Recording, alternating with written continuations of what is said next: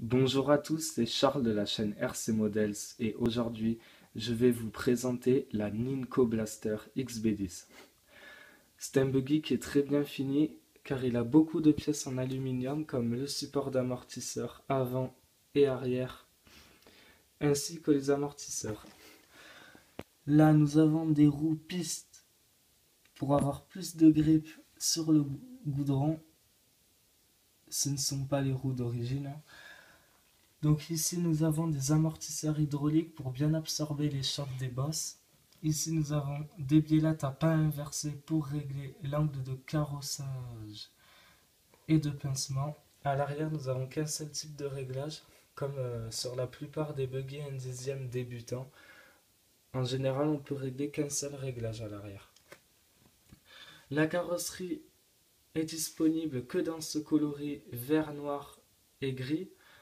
Sur cette carrosserie, il n'y a pas les autocollants car je l'ai remplacé. L'ancienne était trop abîmée et j'ai pas collé les nouveaux autocollants. Maintenant, je vais vous présenter le buggy dans son ensemble. Donc ici, nous avons un servot de direction Futaba que j'ai remplacé car l'ancien a été grillé. Ici, nous avons un receveur 2,4 GHz pour recevoir les informations de la télécommande. Nous avons un sauve-cerveau. La transmission de ce buggy est faite par Cardan. Nous avons des différentiels à pignon. Le combo moteur-variateur est un combo Léopard Hobby brushless waterproof. Donc le moteur est un 3300 kV. La transmission est entièrement en métal avec des pignons métal, des noix de cardan en métal et une transmission en métal pour plus de solidité et de fiabilité. Nous avons ici un pignon moteur 26 dents, alors que d'origine le pignon moteur a 23 dents, donc ça permet au buggy d'aller plus vite, car d'origine le constructeur dit qu'il roule à 60 km/h, mais c'est pas vraiment vrai, il va plutôt vers les 50 km/h. Donc moi j'ai remplacé certaines pièces pour augmenter sa vitesse. Donc on a ici une couronne centrale en métal qui permet d'avoir plus de durabilité. Donc on a ici des fiches DIN pour brancher les batteries plaquées or.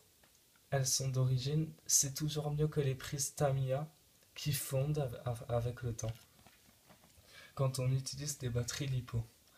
Donc la batterie d'origine elle n'est pas dedans, mais elle fait 2000 mAh pour 7,2 volts, ce qui est pas beaucoup. Alors moi j'ai choisi de prendre des batteries LiPo. Donc il y en a trois. Les deux de droite ici font 6000 mAh et 7,4 volts. La noire fait 5,2 mAh pour 7,2 volts. Je les recharge en les rangeant dans leur sac anti-feu. Et bien sûr, pour les recharger, j'utilise un chargeur qui les charge en 5000 mAh, ce qui est beaucoup plus rapide que le chargeur d'origine qui charge les batteries en 300 mAh par heure. Surtout que le chargeur d'origine charge que les NICD et les NIMH. Et pour diriger ce buggy, nous avons ici une télécommande 2,4 GHz qui permet de ne pas avoir d'interférence. On peut régler ici le trim de direction, ici le trim pour accélérer et ici le rayon de braquage. Ici nous avons un bouton pour régler le variateur, ici c'est pour inverser les paramètres, là c'est le bouton on-off. Donc ce buggy il est très fiable, il va vite, il a un bon comportement routier, mais par contre pendant les premières heures d'utilisation j'ai eu beaucoup de problèmes avec ces noix de cardan parce que la vis ici là elle tombait, elle se dévissait, donc après j'étais obligé d'en acheter des nouvelles.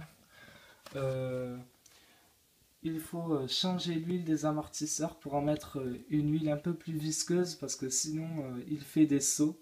Il rebondit quand on fait des sauts et c'est pas terrible. Le pare-choc est petit donc bon, si vous faites un crash, vous avez beaucoup de chances d'avoir de la casse.